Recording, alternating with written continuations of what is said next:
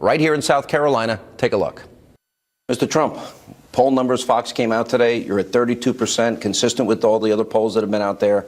Are you feeling confident going into Saturday? Well, I do. I mean, we're going to see what happens. I'll tell you what, South Carolina is an incredible place. I've been here many, many times. I have many friends here long before the political stuff. And I feel very good. I mean, we feel very confident. I'm making 4 or 5 speeches today and tomorrow. And you have the biggest crowds. I have the biggest crowds. It was interesting because you kind of a little bit underperformed in Iowa, way overperformed in New Hampshire. The poll numbers here look very similar to New Hampshire. Are you expecting a similar result? Well, I think I really performed well in Iowa. You know, in terms of going in, they went in. This caucus thing is crazy. They went in and they all said they're voting for Trump, and then people would do numbers on them inside, and there was a very crooked deal going on there. I'll tell you what, that whole Iowa thing was terrible with Ted Cruz, what he did with Ben Carson, etc. But I think we really did well in Iowa, picked up a lot of delegates, came in a very strong second, but we did really well in New Hampshire. And New Hampshire was so incredible to us. We won in a landslide, and we won with every single group. And this feels very much like New Hampshire. All right, I'm going to get back to the horse race in a minute. Let me go to the main attack line that is being used against you. Okay. You're not a conservative. Okay, well, I am a conservative. Explain. If you look at me, and if you look at any kind of a record you want to look at, I'm by far the strongest on military. I'm by far the strongest of any candidate on Second Amendment. I'm by far the strongest on getting rid of Common Core and bringing the education to a local so that local people can educate the kids, which is 10 times better. You look at where we stand worldwide education, it's a horror show. We're number 30 in the world. We spend the most money. So we get rid of, absolutely, we get rid of Common Core 100%. I'm the strongest on Obamacare. I've been talking to you about Obamacare from the day they proposed it. I said, you got to get rid of it. It's going to be a disaster. And I know because I have thousands of employees. And over the years, I've had tens of thousands of employees. So I understand more about health care than anybody. We have to get rid of Obamacare. We're going to repeal it and replace it. I mean, I'm the most conservative. Oh, by the way, on trade, there's nobody more conservative than me. I will make great trade deals. Let me go to the heart of the argument. We have the world's worst trade deals, by the way, just so you know. I agree, and it would certainly help economic growth. I guess for some people, they say, okay, well, Donald Trump was a New York businessman and he was liberal then. Explain how you became a conservative. Maybe that would help some people understand. Right. Well, first of all, as a businessman, it wasn't like you were liberal. You were sort of like nothing.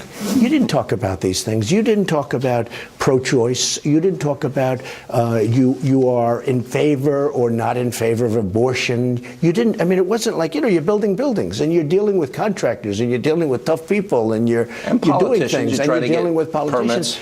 But you weren't in the world of politics, and you never were asked. I mean, they talk about pro-choice, which I am not. You know, I've totally evolved on that whole thing.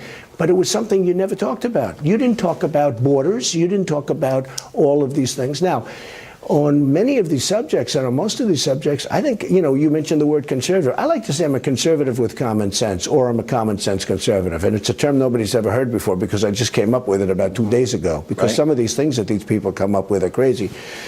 But I'm the most conservative when it comes to military, when it comes to the border, when it comes to security. That's why every poll you people do, I come out number one by, not by like 2 points. I come out number one where I'm in the 60s and 70%. And when it comes to security, when it comes to illegal immigration, all of these things, I think I'm the most conservative person there is. So then why the attacks about, well, he used to be? Is it just because that's the only line of attack that they have? Ronald Reagan, okay, so I'm pro-life. Right. Okay, and you know that.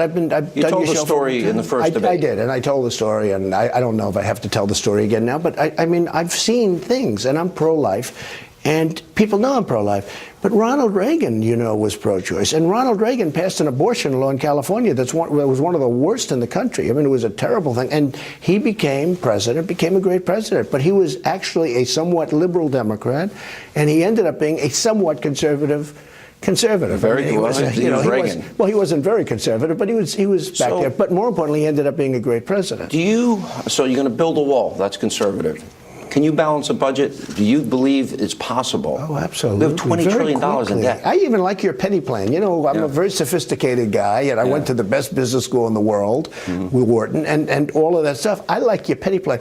I mean, and you could do more than a penny. People may not know. The penny plan is, and it's not mine, it was Connie Mack, I got to give him credit, cut a penny out of every dollar every year for 6 years, you balance the budget. You would add... Well, if you had the right people leading your agencies and leading your different groups, you could do that. I mean, Waste, you could fraud, do a and thing abuse. like that, or you could do it quicker.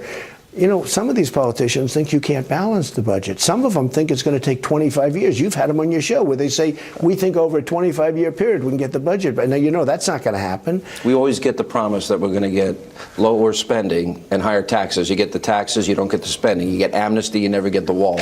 So Sean, I've seen politicians on your show that you are for, and they're getting ready to go to Washington for the first time, and they're going to get rid of Obamacare, and they're going to do this and that, all these things that you have to do. They're going to balance the budget. Doesn't happen. A year later, you have them in your show, they haven't done anything. Yeah. They talk. Listen, I'm not even sure that they'll hold the line on the position that they've taken on Justice Scalia's Can I tell you what? I replacement. saw it yesterday.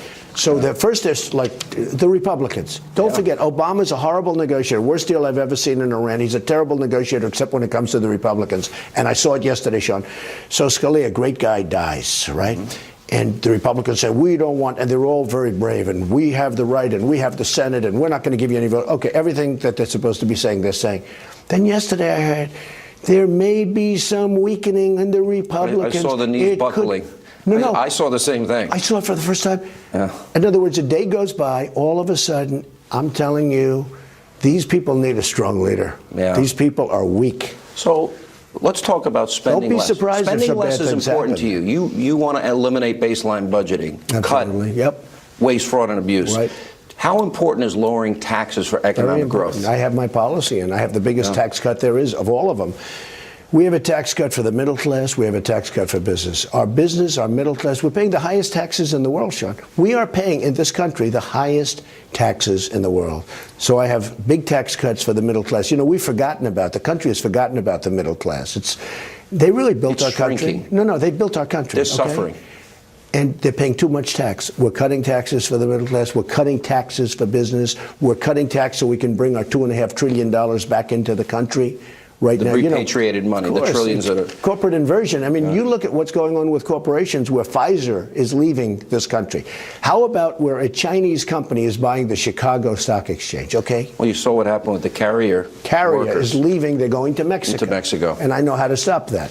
So you'll repatriate that, give them an incentive to bring that money back, build manufacturing centers, factories Absolutely. here. We want that $2.5 trillion here. You know, the interesting thing is the Democrats want it to happen and the Republicans want it to happen, but we have no leader, so they can't. I could sit them in a room there, and within 2 minutes, you'd have that deal worked out. But we have no leader. We have a president that doesn't lead. Everybody wants the money to come back, even the Democrats. But we have no leader to sit them in a room and say, come on, let's get it done. You need a quick signing. I've asked you at least 3 or 4 times about your replacement for Obamacare, and for some reason the press never picks up on your answer. Well, I talk healthcare savings. You know, you look at healthcare savings accounts. You look at getting rid of the lines. I've been talking to you about that a lot. We have to get rid of the lines. In other words, buying across state lines. Absolutely. There's no competition. And you know why? Because all of the politicians that you have on your show all the time are paid off by the insurance companies. That's all. It's very simple. Meaning campaign contributions. Yeah. As much as you like them, they get campaign No, contributions. I don't like them. I don't give money to any They're of on them. your show. No, I know. They don't get any money. But they're on your show. Yeah. And the truth is, they get tremendous campaign contributions from the insurance companies. They're making a fortune.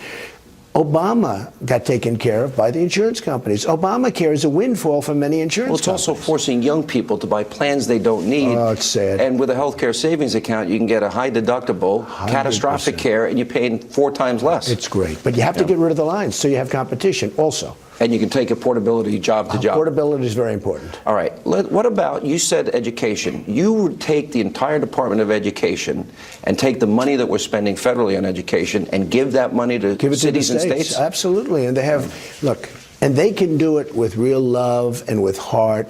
You got to bring education. If we were doing well in education, I'd say fine. We're ranked number 30 in the world. You have China, Denmark, Sweden, Norway. These countries are all the best countries, We're right? spending We're 10 ranked times number. more. We pay per pupil so many times more than number 2. Number 2 doesn't even exist. We pay so much more per pupil. Department of Education is a disaster. We have to get rid of Common Core, bring education local. I asked you earlier in the week who you would like to replace or the type of justice you're looking for in the Supreme Court. A lot of people have said, well, you cited your sister, who took a very controversial... I cited my sister jokingly because I had a conflict, obviously. I said, oh, I think my sister, and I did it with a big laugh on my face that I'm having fun. I have a great sister, who, by the way, is totally brilliant and a wonderful woman, but I have a conflict. So I said, oh, I'll put my sister. That's the way I did it. I didn't say my sister. My sister wouldn't want it. My sister wouldn't do it. Your two favorite justices on the court now? Well, Scalia was one, and I'll tell you something. I think a man who's so underrated and he's so solid is Justice Thomas. I agree with you. He doesn't get enough credit. He's been a rock just about more than any of them. Did you ever read his book, My Grandfather's Son? I've seen the book. I have not read the book. Really good book. I'll look at it. All right. You talk about... Do you agree with that, though? Yes, I think... He doesn't get enough credit. Very different personality than Scalia. Scalia jokes, makes a lot of comments. Like the opposite personality. You know, biting dissents and opinions. But he's been a rock. But very solid originalist. So you're looking for an originalist? Yes, I am. And coming up, part two of our interview with 2016 GOP frontrunner Donald Trump. Then later tonight. If and when the Vatican is attacked by ISIS, which, as everyone knows, is ISIS's ultimate trophy, I can promise you that the Pope would have only wished and prayed that Donald Trump would have been president. And here is part two of our interview from earlier today with 2016 Republican frontrunner Donald Trump. Let me go to the issue of comments you made last night. We're talking about the Israeli-Palestinian conflict. Toughest deal to make of any kind of deal that I've ever seen is Israel-Palestine. Because it's such a toughest deal. The Palestinians and the Israelis they're not exactly meshing. Yeah. And, you know, one of the reasons, and I said it last night, the toughest single deal to make is getting them together. And I've been told by some Israelis that no matter who it is, you'll never do it. I'm going to give it a shot. But I will say, it is probably, of all the deals, right? Well, you did mention that these kids that are funded by Hamas and Hezbollah. They grow up hating. They're growing up to hate That's why Israel. It's so tough. They grow up hating. They grow up, things were told to me that are incredible, and I won't even say How that, important, though, is our alliance? They're our number one ally in the region, and that alliance has been, well, fractured in a big way. Israel is so important. What Obama has done to Israel is a disgrace. How they even talk to us is hard to believe. But Israel, and how they talk to Obama. You know, I have friends, they support Obama. I said, how do you do it? It's almost like they do it out of habit. They agree he's been terrible. You look at what he's done to Israel with just this Iran deal, which is such a terrible deal. He has been the worst thing that's ever happened to Israel. Now, a lot of my friends that are Jewish do not support him any longer, but I still have some that do. I say, how can you do it? He's been horrible to Israel. You know what? I think it's habit. They do it out of habit. What do you think of Prime Minister Netanyahu? I think he's good, and I like him. Strong? He's always been strong. He's always been good to me. He asked me to do a commercial for him. I was his only celebrity that he has to do a commercial. Right? He said, would you do a commercial when he ran for office? But I think he's very good. I think he's been treated very, very badly by Obama. Let me get you to expand. You always talk about trade, free trade. You say you're free trade. You want fair trade. Well, I want it to be smart trade. It's got to be smart. But not protectionist. No, not protectionist. But you have to use that as a leverage. Of course. It's a negotiation. We don't use anything. Hey, look, we let China dump their stuff on us. But if you try and do business in China, you can't. I mean, it's impossible. You can't get your stuff in. It's very hard. Right. You can't get your stuff in. And you have to pay tax. So it's got to be equal. It's not equal. And we're losing $500 billion this year. And a trade deficit with China. We have a trade deficit with China with $500 billion. I'm going to negotiate. Believe me, we're not going to lose that U.S. kind of cars money. sold in China. I want, yes, and I want them made here and sold in China. Exactly. Like Boeing. Boeing goes and takes an order. Now they have to build airplane factories in China. And be careful, South Carolina and other places, and Seattle, by the way. They're going to lose factories and manufacturing eventually, in centers. 5 years, they'll start doing their monetary manipulation against you. Nobody has ever manipulated a currency. They're like chess grandmasters, okay? Yeah. Nobody's ever done it like China. And I told the folks last night, right here, I said, be careful of your Boeing plant because you think it's good now, but in 3 years, when the ones are built, the big ones in China, and the currency manipulation takes place, South Carolina's going to have a problem. Look how bad the economy is when you talk about banks now charging you to keep your money. Yeah, that's right. It's right. It's opposite. Let me ask you this. You actually said something that really intrigued me. There's still 28 pages of the 9/11 Commission report that have never been revealed. That's right, and they should reveal I got the impression that you knew something maybe we don't know. about the Saudis. I think you will involvement. find out when that's opened. I think you're going to find out that Saudi Arabia had a lot to do with the ripping down of the Would World you Trade open Center. that if you became president? I would open it, yeah. You would. Let the American people What know. I'm saying, and look, we attacked Iraq. Yeah. But Iraq didn't knock down the World Trade Center. When you open up those pages, you're going to find out who did. That's pretty interesting. I played a tape for you on my radio show the other day. Bill Clinton gave a speech. He'd been offered bin Laden, knew bin Laden was a threat. Should have taken him out. Should have taken him out. Should have taken him out. And also, even though you were against the war, and you and I had some debates at the time, you were against the war from the Totally beginning. against the war. And you would know that because you and I have been doing this for a long time. Well, we I was just against- disagreed. And you and I used to fight about it. We used to fight now about you it. probably say Trump was sort of like right. You know, Not sort of right. Well, the thing is, 100% once we go to war, what I'm afraid of is we lose 58,000 people in Vietnam, we lose 5,000 people in Iraq, and then Obama politicizes it, or they politicize Vietnam. And why did we send American sons and daughters to fight, bleed, and die, and then we only give Ramadi, Fallujah, Mosul, and Tikrit over to ISIS? That's insanity. What really happened? We shouldn't have gone into Iraq because we destabilized the Middle East. Okay. Once we're in, You win. The way we got out was horrible. You win. You're right. But the way we got out was horrible. Where he announces a date, and now the enemy pulls back. They say, "Why should we fight?" You know, despite what you hear, they don't want to die. They say, "Why should we fight?" We get out, and the mess starts. But we should have left troops. I didn't want to go in, but we should have left troops there. And sustain the We should victories have we had. done something. And I do agree with you about keeping the oil and giving the money to the I've been saying military. it for 4 years. Why are Now we paying ISIS the cost? Now That's ISIS crazy. is so rich, and also paying the cost for all of these armies that we're supporting. I mean, Saudi Arabia, so rich, making $1 billion a day before the oil went down, so now they're making half, right? I was glad to hear you say the other day, there were only 3 people that were waterboarded totally. One was Khalid Sheikh Mohammed, who gave the information about the courier that led to bin Laden. Right. Unknown Right. story, Right. it seems, by a lot of people. And I always use the analogy, if you saw your child getting kidnapped by 3 people and you tackled one of the 3 and 2 people got away with your child, what wouldn't you do to get the information? You said you would go further. Explain. This came up with Ted Cruz. They asked him a question about waterboarding. You know, is it good? Is it fine? Is it okay? And he was very weak on his answer. It was a bad, bad answer. And I could see he didn't know. He wanted to stay away from it. He didn't like it. I mean, I understand that. He didn't like it. Then they said, what would you do? I said, I'd approve it immediately and I'd make it worse.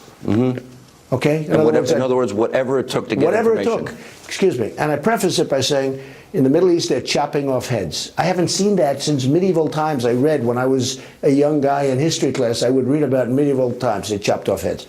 Now, James Foley, these wonderful people. I know his parents. They're incredible people. They're chopping off heads. Scary. Okay? That's evil in our time. And here we are. They're chopping off heads, and we want information about them, and we can't waterboard, okay? We can't waterboard, no. So when they came to me, by the way, it was very interesting. They came to me, they asked me the same question. I said, I'd approve it immediately, but it's got to be worse. And I got a standing ovation. I didn't know what I was going to get. You know, I didn't exactly poll it. I don't poll things. You don't like poll. these other You don't have people. pollsters at all. No, I do what's right. What's your reaction to Obama saying Donald Trump won't be president? I don't believe he'll be president. Well, I was complimented. He's been the worst president in the history of our country. I was complimented, and I actually said it's lucky that I didn't run 4 years ago because unfortunately Romney didn't take us to the promised land. It didn't work out for Romney. But I said you're lucky I didn't run 4 years ago because you wouldn't be a 2-term president, and I really mean that. I think I would have. You remember when I was thinking about running, and I was number 1 in all the polls and everything.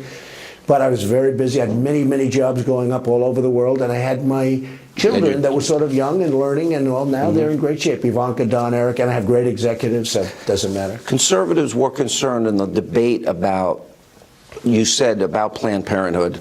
They do good things for women. I just don't like the abortion side. Here's my question. That's what I say. It's true. Should American taxpayers, though, pay $500 billion to that organization No, I a said year? defund. I didn't say pay. Yeah. I said I have a lot of respect for some of the things. They do the cervical cancer on women. They do many, many good things. I know many women that no think it's great. taxpayer money. No, not while they do abortions. I made that clear. I made that clear, I think, at the debate. All right, last question. Things are getting heated. It always happens historically in South Carolina. You threatened a lawsuit with Cruz. Where does that stand? Well, we'll see. I mean, look, I have a couple of them in theory. Look, was he born? He was born in Canada. He lived there for 4 years. He was a citizen of Canada until 15 You're months not ago. going to file that lawsuit, will you? I'll have to get your approval, okay? Mr. Trump, good to see you. Thank you. very much. Appreciate it. Thank Thanks you, so Sean. much.